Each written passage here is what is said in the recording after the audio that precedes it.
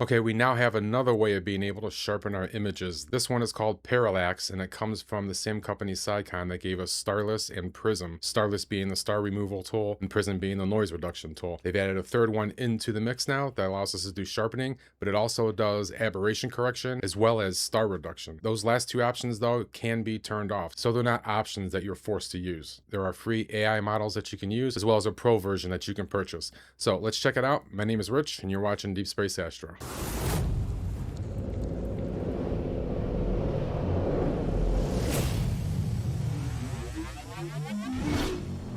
All right, so as always, we have to install the script before we can use it. So we're going to come up into scripts, get scripts. And before we install it, I just want to mention that just recently, the developers at Siril have partially renamed and moved the SyQon scripts to their own subfolder. So in the search box, if we start typing Parallax, you'll see it'll come up in a list here where it says Other on category. This is a Windows bug. It should say SyQon. So a future release of Siril should fix that. But for now, just know that SyQon is no longer in the name of the scripts. So if you want Parallax, just type Parallax. If you're looking for Starless, just type Starless. And if you're looking for Prism, same thing, type Prism. And those are the three for you, and you will see them all. I'll select them all here for you guys. Go back and grab the Starless one as well. So with all three selected, when I hit apply, like I mentioned previously, if we come up into scripts and Python scripts, they used to be in the processing directory, but now they have their own submenu called SyQon. So we are going to open up an already stacked image and come out of linear into an auto stretch so we can see what we're doing. Before we run the script, so you guys know where you should be running Parallax at in your workflow, but it doesn't mean this is the only place to run it. And we'll get more into that in a few minutes. But for now, I am just going to give the Bubble Nebula a quick crop. And then we'll do a background extraction. You can use whichever background extraction you prefer. I'm going to use Auto BGE. Process it. Okay, processing is complete. So we're going to close Auto BGE. And I'm going to come up into Tools, Astrometry, Plate Solver, and just give it a quick plate solve. Then I'm going to color calibrate it quickly with SPCC. So image processing, color calibration, spectrophotometric color calibration. And I'm going to untick plot fits and just say okay. The image is now color calibrated, and I'm just going to click my save button so I don't lose those first few steps. So this is the point in the workflow where you would do your sharpening, whether it's Parallax or any of the other sharpening tools that we have. This is when I like to do the sharpening, when the data is still linear. But Parallax can be ran on an image that is non-linear, so something that you've already stretched. But again, I feel it's always better to work with the linear data, but that's not in stone. So to run the script, we're going to come up into Scripts, Python Scripts, the new SyQon menu, and then Parallax. And I'm just going to resize the window so we can see as much of it without needing to scroll. And before you can do anything, we need to install the AI models, right? So up top here, we have two selections. We have Nano, we have Pro. Nano is the free version. If you click on Pro, that is the Pro paid version. We're going to start with the Nano. So we're going to click on Nano. We're going to come down on the bottom and we're going to click on the Get Free Models. You do need to create an account if you don't have an account with SyQon yet. Otherwise, you won't be able to download or purchase anything. I'm already logged in. So we're going to scroll down to the bottom of the page to our download AI weights. There's three of them that we need to do because the script not only does sharpening, it does star reduction and corrects aberration within your stars.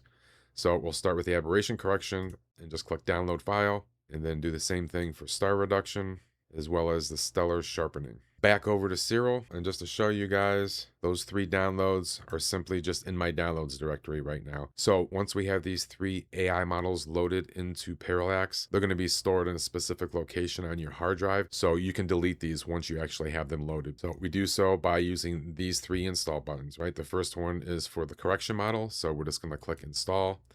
I'm going to browse over to my downloads directory and I'm going to select the Nano corrector.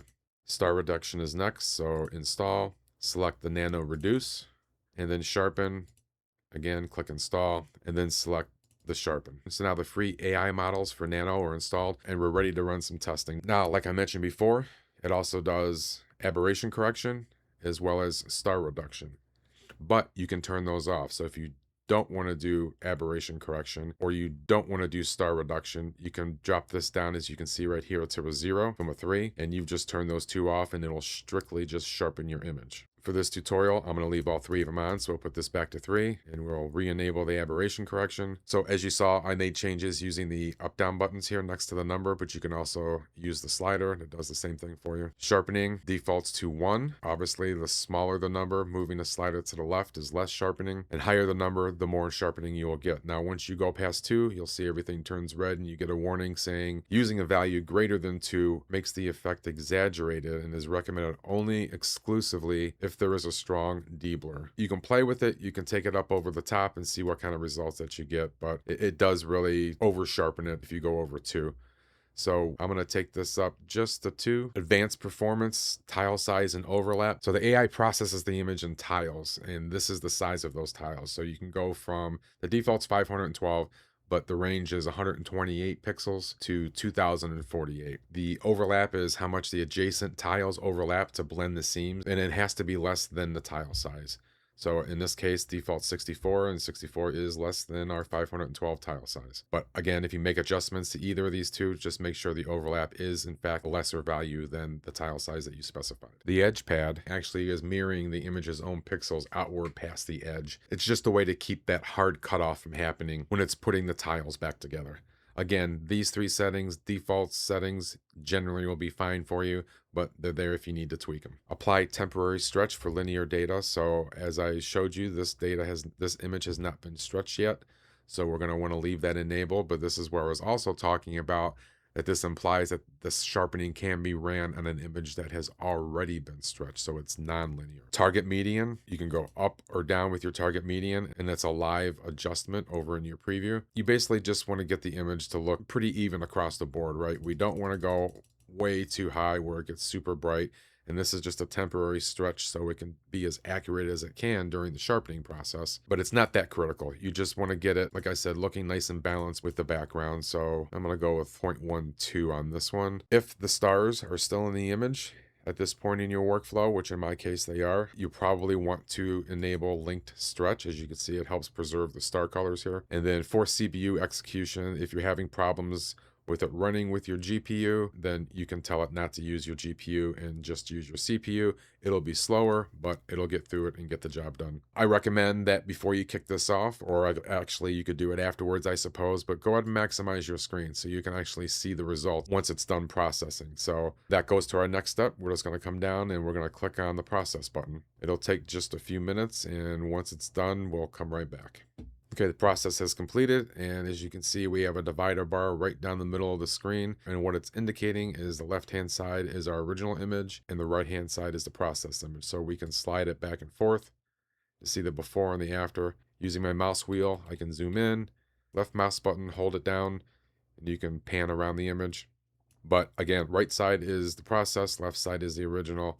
So if we go look on the left-hand side, that's before, and then bring it over, and we can see the after. It's subtle, but that's what you want. You don't want to go, if we go past that 2, it'll start looking really crunchy. If you watch like the stars down here, you can see the before and after for the aberration correction, as well as reducing the size of the stars. So if we go into one of the corners where I know I had some aberration going on, we bring this all the way over, you can see that aberration in the stars, right? We're kind of elongated and stretched out just slightly, but look at the after.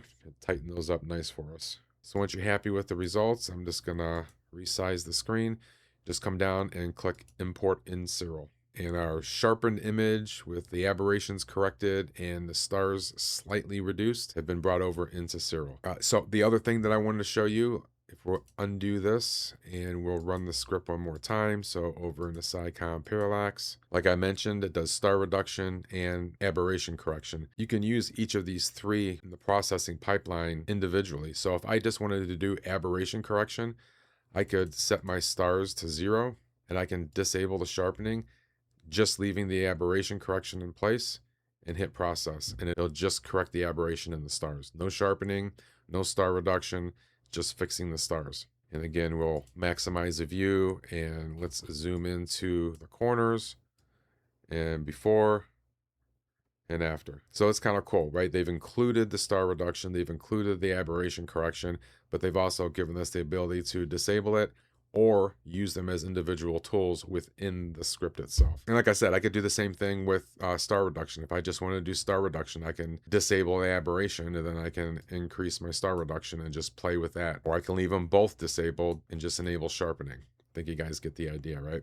All right, so now let's look at the pro version. The free version does an excellent job, right? There's no limitations to it. It just doesn't have as many parameters and advanced functionality as the pro models do. So I am going to resize the window again. We switch over from nano to pro, and let me resize the screen. Now that we're in the pro version, we're going to click get models here. It'll take you to the website where you can purchase the pro model. Scroll down to the bottom just like we did previously. And you have two options. You can grab the all-in-one bundle, which includes everything. Or if you just want it for Siril, make sure you select the Siril SETI Astro Suite option in the pull-down menu.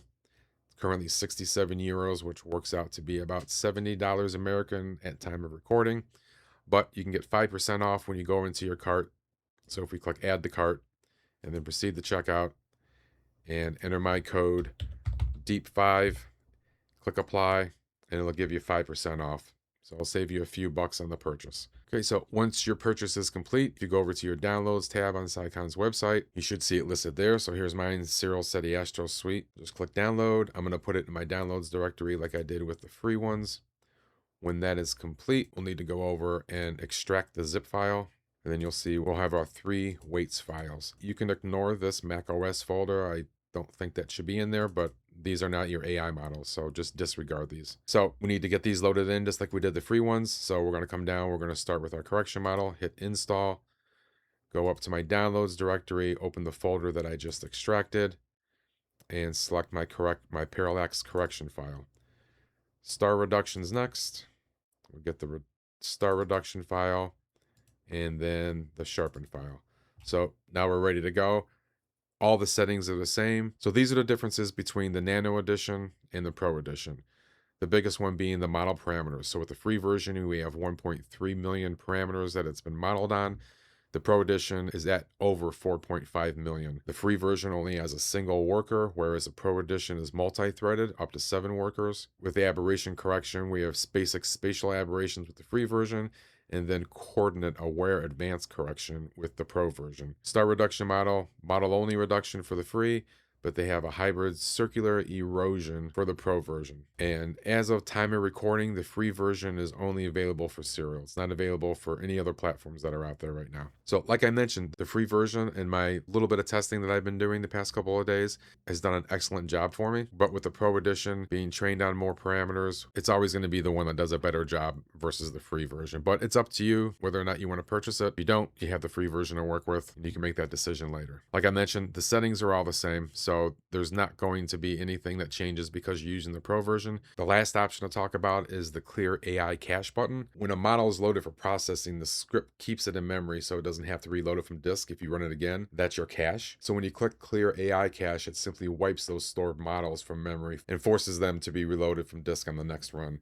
In practice, this isn't anything that you need to click. It's more there for some troubleshooting. So if there was some issues going on, maybe something was cached incorrectly, you could clear it, try it again, see if the problem went away. Again, just wanted to cover it, make sure you guys were aware that it was there and what it could be used for. All right, once again, more tools for our toolbox, right? We have numerous ways now of sharpening our image, different tools that we can use. It's up to you to decide which one you feel does best for your image, because even then, your opinion on what is the better tool may change depending on the data that you're trying to process. So, but try it out. Let me know what you think. Like I said, start with the free model. If you're getting good results and you really want to be set for the best possible result, then consider purchasing the Pro version. Again, if you use DEEP5 at checkout, you'll get 5% off, and I'll get a little bit of a commission as well. So it's a great way to support the channel. Other ways of supporting the channel, using my affiliate links down in the description, purchasing merchandise from the shop. I got t-shirts, coffee cups, just about everything. Before you go, I just want to say thanks to all my members here on YouTube and on buymeacoffee.com. Appreciate everybody's support.